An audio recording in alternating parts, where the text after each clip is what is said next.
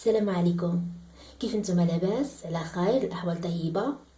عنا اليوم موديل اسدال للصلاه بسيط وسهل للمبتدئين. غادي نشرح لكم مبدئيا ورقه باش يسهل عليكم تتبعوا معايا الفصاله فوق الثوب. فالثوب غادي نطويه على 4 باش نحصل على جهه الامام والخلف. الخلف غادي ننزل من هنايا 2.5 وغندخل ب10. في الامام غادي ننزل من هنا لهنا ب14 سنتيم. واضح؟ هاد المسافه كامله والثوب مطوي على 4 فيها 43 سنتيم.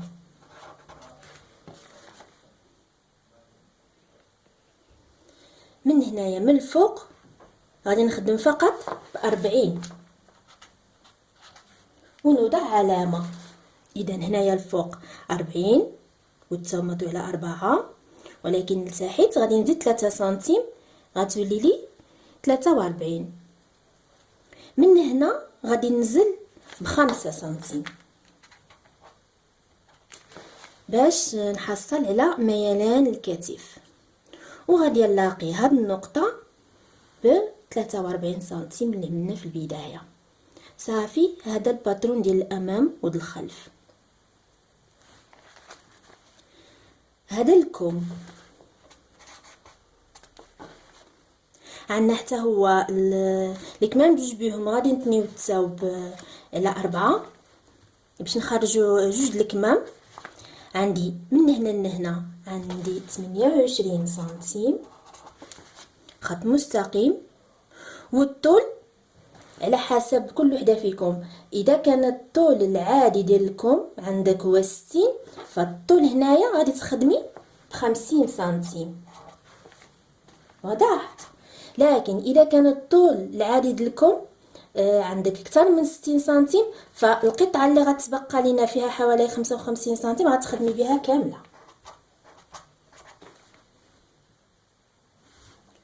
هنايا في الفتحه ديالكم غادي نعملو 18 سنتيم.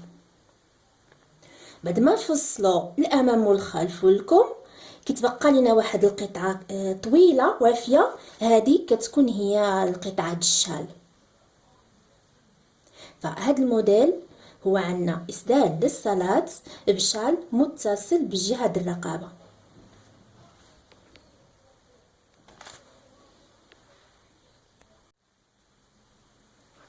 طريقه الفصاله كالتالي: نعتبر بان هاد طرف الثوب هو 3 متر، هذا الطول ديالو، الحاشيه عند الحاشيه هنايا غادي نفتحوه كامل هكذا، وغادي نطويوه على العرض هكذا.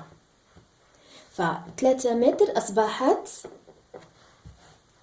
عباره عن 1.5 متر. اذا حنايا غادي نستغلوا او غادي نخدموا بهاد 1.5 متر كلها كطول، حيت نعرفوا بان الاسدال راه خصو يكون طويل كيغطي القدمين، فما تحتاجيش تلبسي الجوارب. وفي هذا الموديل كذلك كيجينا واسع يعني مريح جدا للصلاه.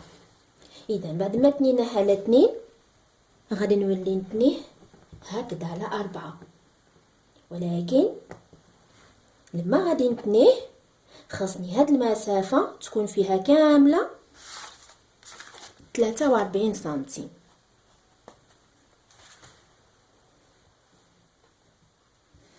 تنقلبوا عندكم هكذا باش تتبعوا معايا.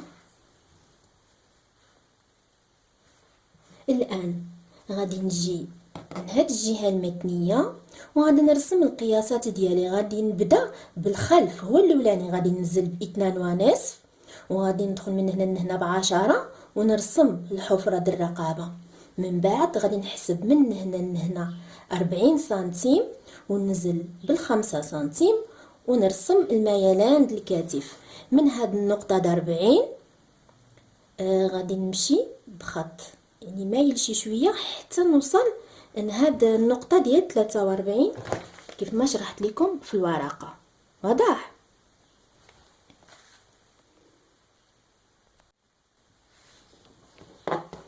هكذا.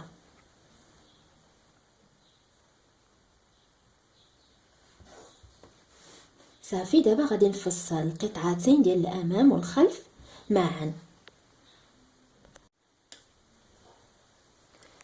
بحال اللي تعرفوا حنايا مقبلين ان شاء الله على شهر رمضان الفضيل، واللي تبغي فيكم تعاون راسها بفكره مشروع مربح ما تلقاش ما افضل من هذا الموديل ديال الاسدال. سهل بسيط وسريع في الخدمه ديالو. الحاجه اللي نوصيكم عليها هي باش ما يجيكمش الثوب غالي خذوه من الكيلو. ها، والله يوفقكم جميعا. اذا الطرف ديال الثوب اللي بقى لي متني قلنا منه غنخرجوا الكمام والشال. غادي نجي لهاد الجهه المفتوحه وغادي نتنيها مره اخرى، وهاد المره خصني المسافه من هنا لهنا تكون متساويه على طول هاد القطعه، تكون عندي فيها 28 سنتيم. ها، نعمل خط. الا كان عندي الثوب فيه الحاشيه غير مهذبه نرسم خط مستقيم، والطول ديالكم بحال اللي شرحت لكم في بدايه الفيديو غيكون ما بين 50 الى 55. من بعد ما تمل ديك 28 غادي تنزل لتحت الطول اللي اختارتيه وغادي تعمل 18 سنتيم. من بعد غادي تلاقي النقطه ديال 28 مع هذه 18 بخط مستقيم.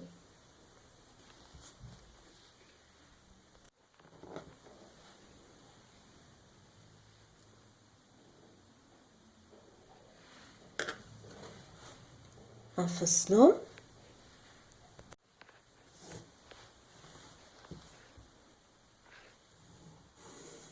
صافي، القطع ديالكم هما جاهزين. فالطرف اللي بقى راه عندي متني من هنايا كيكون هو الشال، ولكن خصني نساوي له الجوانب ديالو، نقاددهم ما يبقاش هكذايا في هاد الزاويه. نرسم خط مستقيم. بالنسبه لبناتنا الثوب حقيقي راه كيبقاو شويش ديال يعني الثوب كيكون هنايا شويش موج، كتحاولوا تقادوا الطرف كامل يكون متساوي. هذا اللي بغيت نقول. صافي، بعد ما كنفتحوه راه كيعطينا شال فيه كتر من 1.60 متر. صافي، هادو هما القطع ديال الاسدال.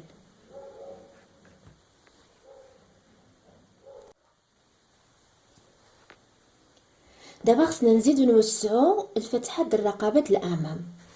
اذا هاد القطعتين نحيدو وحده غتكون خلف وهذه امام. قلنا في الدرس باننا كننزلو من هنا لهنا ب 14 سنتيم. حنايا ديجا قطعنا الامام والخلف على 2.5 ياك. اذا 14 ناقص 2.5 كتبقى لينا هنايا 11.5. يعني من هنا لهنا خصنا نهبط ب 11.5 باش يلاه كتكون عندي القيمه الاجماليه ديال الكل من هنا لهنا كامله هي 14. تقدروا البنات تنزلوا حتى ب 12، يعني من هنا لهنا ب 12. واضح؟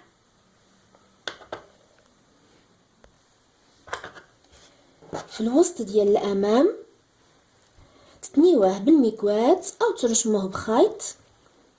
هذا الخط يساعدكم في الخياطه ديال السفيفه او دونتيل او اللي بغيتو تعملوه، يعني باش تزينوا هاد الجهه هذه.